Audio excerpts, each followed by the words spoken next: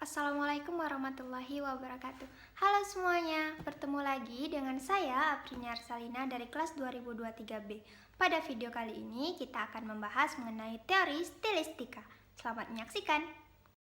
Teori stilistika adalah studi tentang cara pengarang dalam menggunakan sistem tanda yang sejalan dengan gagasan yang ingin disampaikan.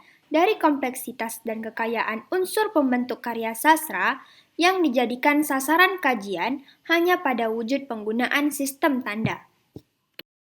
Istilah stilistika diserap dari bahasa Inggris, stilistik yang diturunkan dari kata style yang berarti gaya. Secara etimologi, istilah style atau gaya itu sendiri menurut Shipley pada tahun 1979 halaman 314 dan Mikix 2007 halaman 288 berasal dari bahasa Latin stilus yang berarti batang atau tangkai, mengarah pada ujung pena yang digunakan untuk membuat tanda-tanda atau tulisan pada tanah liat yang berlapis lilin, metode kuno dalam menulis. Jadi, secara sederhana, stilistika dapat diartikan sebagai ilmu tentang gaya bahasa. Contoh analisis penerapan teori stilistika pada puisi Sajak Putih karya Chairil Anwar. Analisis stilistika dimaksudkan untuk menerangkan hubungan bahasa suatu karya sastra dengan fungsi seni dan maknanya.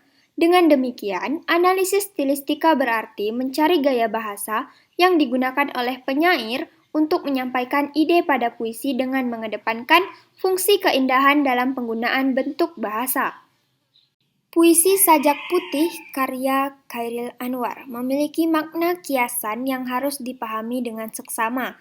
Sajak putih berarti suara hati si aku yang mengedepankan kejujuran serta ketulusan.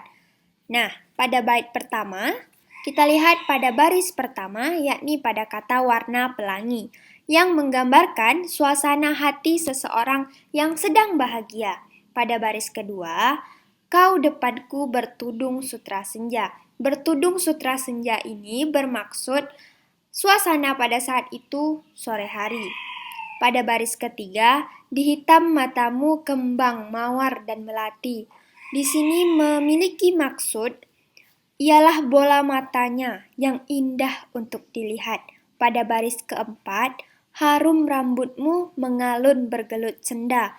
Di sini bermaksud seorang gadis yang selalu terbayang-bayang oleh si aku. Selanjutnya, bait kedua. Pada baris pertama, kita perhatikan kata sepi menyanyi. Sepi menyanyi di sini ialah si tokoh aku memohon doa kepada Tuhan. Baris kedua, meriak muka akhir kolam jiwa, bermaksud menyampaikan suasana hati yang sedang bersedih. Baris ketiga, dan dalam dadaku memerdu lagu. Di sini menggambarkan makna bahwa ia memendam isi hati sembari berbisik pada hatinya sendiri. Baris keempat, menarik seluruh aku, menggambarkan suasana hati yang sedang gembira. Bait ketiga, pada baris pertama, hidup dari hidupku, pintu terbuka. Larik ini menggambarkan si aku dalam puisi merasakan hidupnya bisa ia kendalikan dan masih ada banyak kemungkinan untuk dia menemukan jalan keluar yang lain. Pada baris kedua, selama matamu bagiku menengadah, memiliki gambaran bahwa seseorang gadis masih mencintai si aku. Baris ketiga, selama kau darah mengalir dari luka, menceritakan dan menggambarkan bahwa si aku merasa tenang karena masih ada harapan dari seorang gadis yang dicintainya.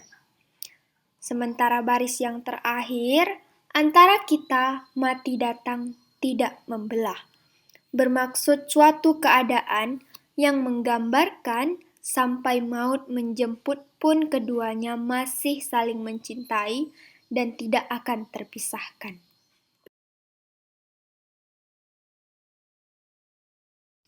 Adapun tema dari puisi Sajak Putih ini merupakan tema percintaan.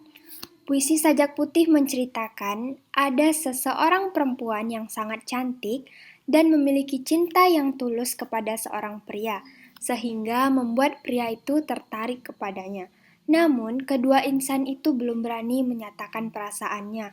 Mereka diam dan saling memendam perasaan.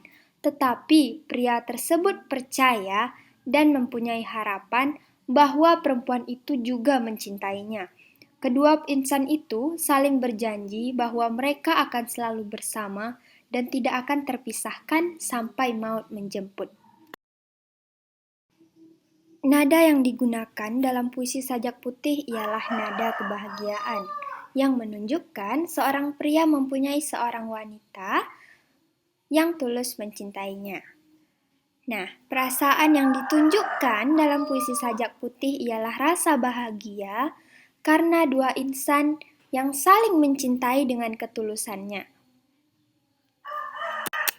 Adapun amanat yang disampaikan dalam puisi Sajak Putih ialah jika kita mencintai seseorang, kita harus berani untuk menyatakan perasaan, menerima segala kelebihan dan kekurangan pasangan kita dan berusaha untuk selalu mencintainya dan berada di sisinya hingga maut memisahkan. Nah, itu dia pembahasan saya mengenai teori stilistika. Lebih dan kurang saya mohon maaf. Wabillahi taufiq wal hidayah. Wassalamualaikum warahmatullahi wabarakatuh. Sampai jumpa.